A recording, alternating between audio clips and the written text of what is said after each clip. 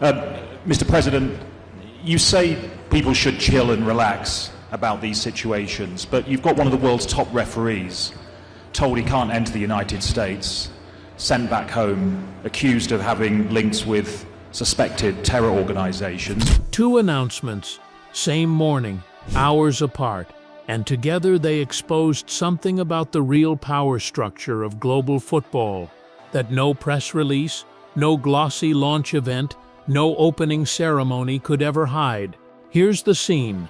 The 2026 World Cup is finally underway, the biggest tournament in the sport's history, built on a promise of universal inclusion and record-breaking demand. And while all of that is happening, UEFA is quietly making history of its own.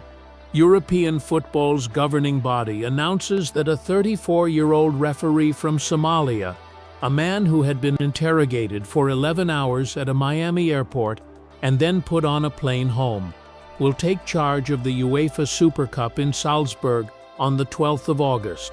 The first referee from the African continent ever appointed to lead a major UEFA final. That's one announcement. The other came from FIFA's own president, Gianni Infantino, when reporters finally pressed him on what world football's most powerful institution had actually done to protect the official it had selected for its own tournament. He looked at the room and reportedly told everyone to chill and relax. Maybe sometimes it's good as well to just, chill, relax. Chill and relax. Those were the words. On the same day, UEFA was handing Omar Artan a historic stage. FIFA's president was reaching for that phrase. Stay with me, because this sequence of events doesn't just reveal a contradiction. It reveals a fault line that runs straight through the opening week of this World Cup. So let's go back to the man at the center of it. Artan was born in Mogadishu in 1992. He had been on FIFA's international referee list since 2018, had worked the Africa Cup of Nations and the KF Champions League, and in 2025 he was named KF's Men's Referee of the Year. FIFA looked at the entire global pool of officials and selected him for the 2026 World Cup. He flew into Miami with a diplomatic passport, a valid visa, and his FIFA accreditation. Everything verified. Everything in order. Then border agents pulled him aside. What came next stretched across 11 hours. By Artan's own account to the press, the questioning didn't center on his refereeing career or his credentials. It focused heavily on Al-Shabaab, the militant group operating in parts of Somalia. He showed them his FIFA paperwork. He showed them photographs from his career. None of it moved the needle. He was held and then placed on a flight back to Istanbul.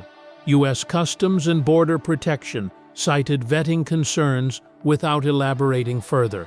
A U.S. official later described it as an association with suspected members of terror organizations, an allegation, not a charge, one his supporters have firmly rejected.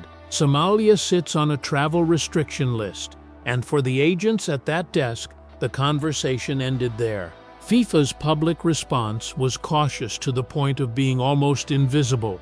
The governing body confirmed Artan wouldn't officiate, emphasized it plays no role in host country immigration decisions, and said the ruling would stand. And then Infantino stepped in front of reporters. He said it was unfortunate. He said FIFA doesn't control everything. He said they would try to discuss and see, and then chill and relax. Screaming and shouting, he reportedly added, can make things worse.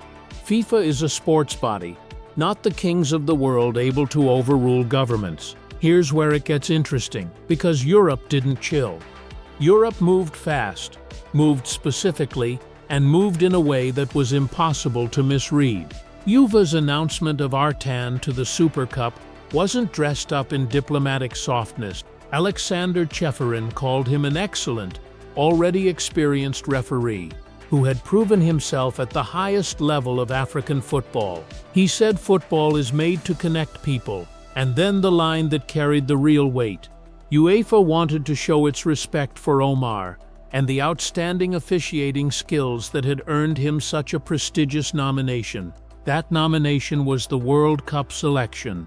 Without naming a single border agency, European football looked directly at what had happened and said, "The people who chose this man were right." This wasn't a consolation gesture or a symbolic handshake.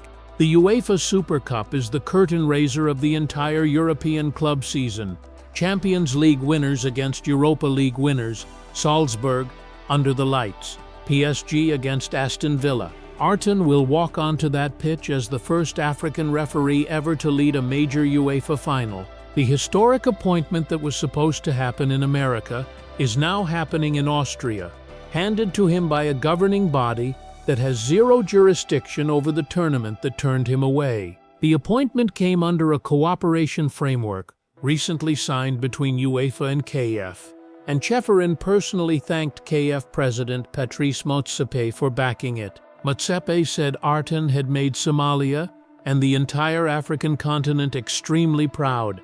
The president of African football publicly thanking the president of European football, while the organization running the World Cup told everyone to relax. But stay with me, because Artan is not an isolated case.